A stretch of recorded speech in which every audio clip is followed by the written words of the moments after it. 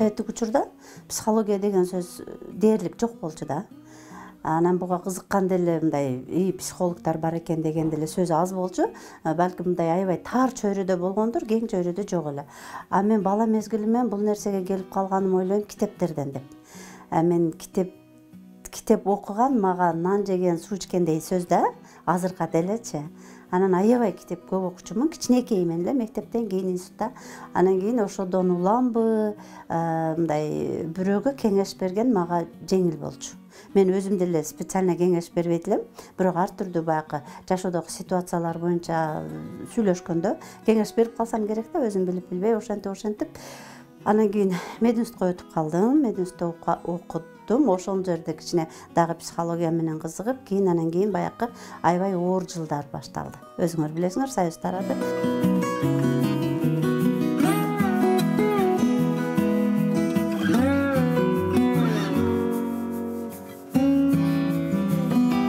Турмушка чыккандан кийин биринчи жолу раматтылык апам өткөндө 29 жашта аябай терең депрессия болдум. Аябай терең депрессия болдум. Анан мындай кыргыздын сөздөрүнө мен ушунчалык тан берем да, баягы жаман айтпай жакшы жооп дейт го. Анан ошол депрессиядан чыгыш керек болуп калды да.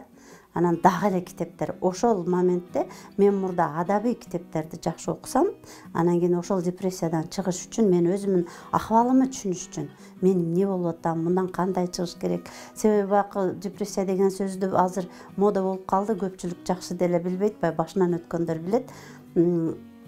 Жашагың келбей калган учур өтө жаман да.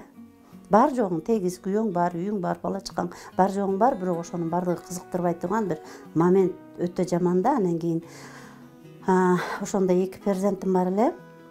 Күйөөм жакшы, бар жок жакшы болгону, баягы апамы жоготконум аябай жаман шок болгондо мага. Анан мынтип жашаганга болбойт, бул акыбалдан чыгыш керек деп, ошондо мен анан психологиялык темалар менен кызыга баштадым.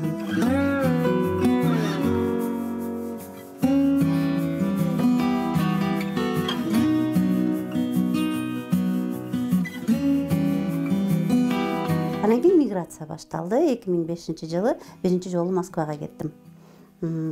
Пол жууганга. Ошондой шарт бирөө кетиш керек болду да. Анан жолдошум балдар менен калды, мен кеттим. Экинчи терең депрессия башталды. Ал жакта баягы ак халатты кийип, коюп жүргөн адам барып эле анан кийин пол жууп калсаң. Анан мен бул нерсени көп айтканмын. Мен пол жууган себеби менин баягы жүрөгүмдүн төрүндө кетпес так болуп калган нерсе. Азыр мен аны мындай Кудайга шүгүр менен эстейм ошол учурдучу. Мен пол жууганда көзүмдүн жашы полго тамчылап турчу. Себеби баягы мындай абида, аябай таарыныч, өлкөгө болгон таарыныч, анан балдарга болгон сагыныч, үйгө болгон сагыныч, тууган уругуң. Кыскасы ошондой. Анан кийин экинчи депрессиянын экинчи дагы бир немеси башталды. Дагы бир этап, дагы глубокий депрессия. Анан кийин өзүмө суроо бердим, делат эмне болуп атасың депчи, бул акыбалдан чыгыш керек деп. Мен Москваны аябай жакшы көрөм да, менин шаарым деп билем да, себеби чындап Москва күчтүү кишилерди жакшы көрөт. Изилденген кишилерди жакшы көрөт да. Анан кийин ал жерде дагы бир мени куткарган нерсе Москванын китеп магазиндери болду. Пока библиотека эмес, китеп магазиндер. Ал жерде аябай, эгер барган болсоңор көпчүлүк билет, чоң китеп магазиндер бар да, кирип 2 саат, 3 саат окуп отура бересиң. Бирөө сени кой дебейт да. Каалаган китебиңди аласың, окуйсуң, анан коюп коесуң. Себеби сатып алганга акчаң жок, окуганга убактың жок дегендейчи.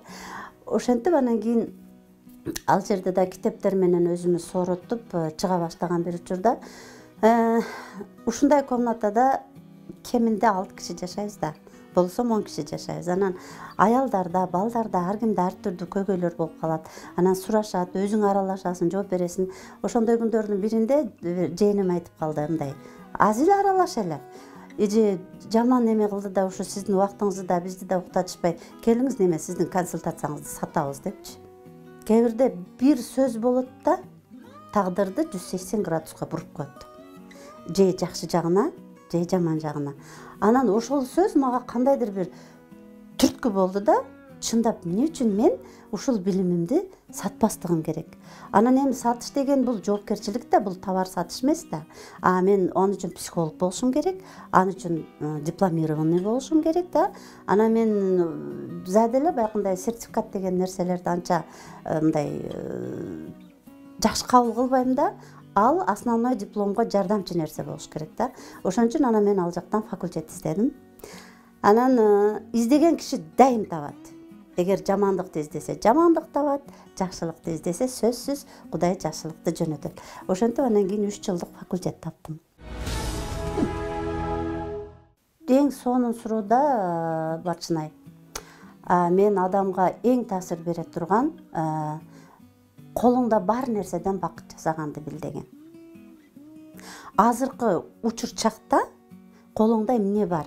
Сени адам кылып турган, сени ушул жашоодо кармап турган, сени жаратканга ыраазы кылып турган бир себеп барбы, 3 себеп барбы, 10 себеп барбы?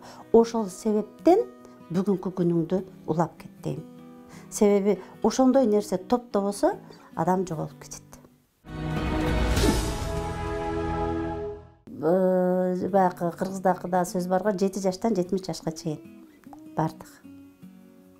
бардыгы. Себеби балдардын проблемасы ошончо, өспүрүмдөрдүн проблемасы ошончо, жаштардыкы ошончо, орто жаштардыкы, карылардыкы, ошол эле ошо 7 жаштан 70 жашка чейин бардыгынын өзүнө жараша проблемасы бар. Ошол бардык проблемалар менен кайрылышат.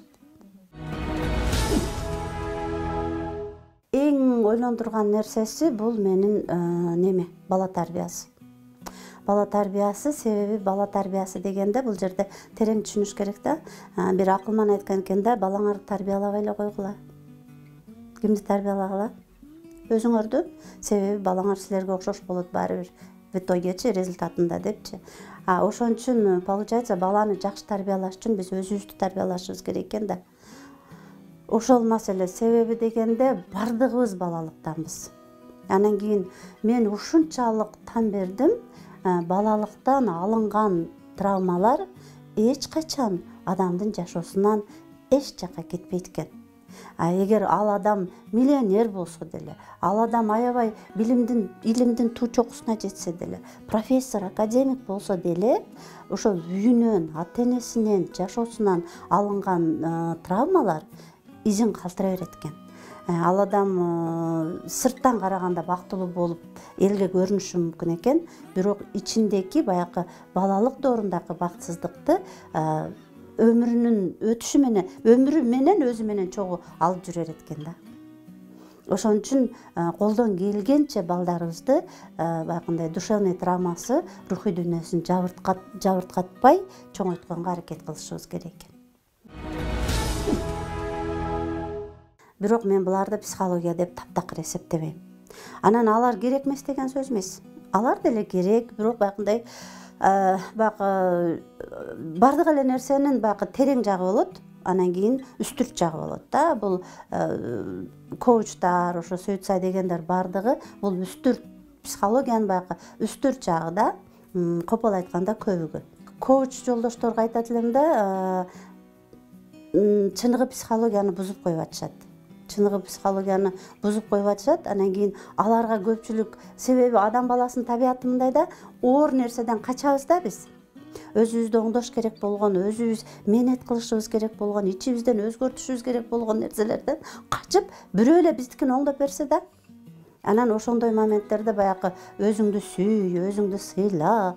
Мен ага каршы эмесмин. Мен деле өзүн сүйгөнгө үйрөтөм. Мен деле өзүн сыйлаганга үйрөтөм. Бирок терең психологиянын өзүңдү сүй дегени бул өзүн сүйбөгөн киши башкаларды сүйбөйт. Биздин үйрөткөндөн максатыбыз ошол. Эгер мен өзүмдү өзүм сүйүп турсам, жаралганыма ыраазы болсом, ушул бүгүнкү тагдырыма ыраазы болсом, мага келген кишини дагы ошого үйрөтө алам да. Анан кийин сен кул эмессиң, сен чай койба деген нерсеге эмес да.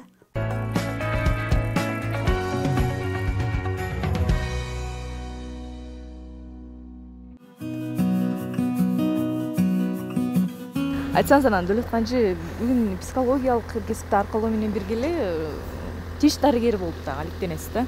Мына ушул эки кесипти аркылуу кыйын эмеспи сизге? Жок, барчына эгер жасаган иштериңди жакшы көрсөң, канча кесип болсо деле аркалай бергилей да адам баласычы. Анан мен стоматологияны жакшы көрөм. Бирок мындай эле да, стоматология бул менин акча таба турган кесибим да. Психологиядан мен акча тапканга неме койбойм. Мен психология менин баягы акылым жеткенде, баягы зрелая деп коет го, ошол маалда тапкан кесибим болгон үчүн психология менин көңүлүмдүн иши да. Мен сүйгөн ишим. Ошол эле учурда стоматологияны деле сүйөм. Анан кийин мен дагы бир нерсени сездим. Мен психолог болуп иштей баштагандан кийин стоматологияны дагы мурдакыдан да сүйүп калдым да. Мисалы үчүн мен мурда стоматолог болуп тиш жөнүндө эле ошо тишти жакшы кылып берсем, анан кийин болду деп ойлогон болсом, азыр мен ошо тишти көтөрүп жүргөн адам жөнүндө да ойлойм да. Даже ошо тишин дарылап атканда дагы бир-эки болсо дагы ошол адамдын настроениясына карап, балдарынын настроениясына карап, эгер психологиялык бир нерсе байкап калсам, ошол жерде дагы айтып койгонго аракет кылам да. Ошон үчүн мен ойлойм, ошо эки кесибим экөөнүнө бири-бирине айга алыштырып, бири-бирин колдоп турат азыркы күндө. Бейтаптарды да ушул психологиялык жактан дагы сакайтып турат экенсиз да. Аракет кылам да, себеби бул уже мага 17 жылдык кесип болуп калбадыбы психология. Анан кийин байкайсың да, кээ бирде даже баягы тишине келип деле аябай көңүлү чөгүп турган адамдан анан акырын сурасаң, баягы даяр болуп турганда тишин дарылап атканда эле ыйлап баштайт да. Анан тишин дарылап бүтүп, бир-эки ооз болсо дагы бир жакшы сөз айтканга же жакшы бир неме жол көрсөтүп койгонго аракет кылам. Негизи эле ушу мына эки кесипти аркалап үйгө келгенден кийин эмне менен алек болосуз? Кудайга шүгүр неберелер бар. Неберелер менен, анан бая айтпадымбы, китеп окуу менен. Анан бош убакыт өтө эле аз болот. Башынай себеби дегенде, мен стоматологиядан кийин психологияны кабыл кылам да, стоматологиядан бошогон убакыттачы. Кээ бирде өтө чарчап каласың, эч нерсе жасагың дагы келбейт. Бирок анан мага айтышат да, чарчап калбайсызбы, жүк алып депчи. Мындай болот да, кээ бирде өтө катуу чарчап, бирок ошол мага келген кишиге жардам бергенимди сезсем, ошол чарчаганыман мен рахат алам. Кээ бир учурда болот, ошол мага келген киши менин сөзүмдү уккан жок, ошо кабинеттин дубалдары укту, даже диван түшүндү, бирок киши түшүнбөгөнүн билгенде, чындап ошондо катуу чарчап калам. Анда мындай энергиям кетип калгансыйт, анан кийин медитация менен дагы башка нерселер менен аны толтурушка аракет кылам. Ушул бактылуу чоң эненин канча баласы бар, канча небереси бар? Кудайга шүгүр, жолдошум экөөбүздүн 3 уулубуз бар. Азырынча 3 неберебиз бар. Балдар жайгашкан, окушкан, иштешкен, иштеп өздөрүнүн жолдорунда жүрүшөт.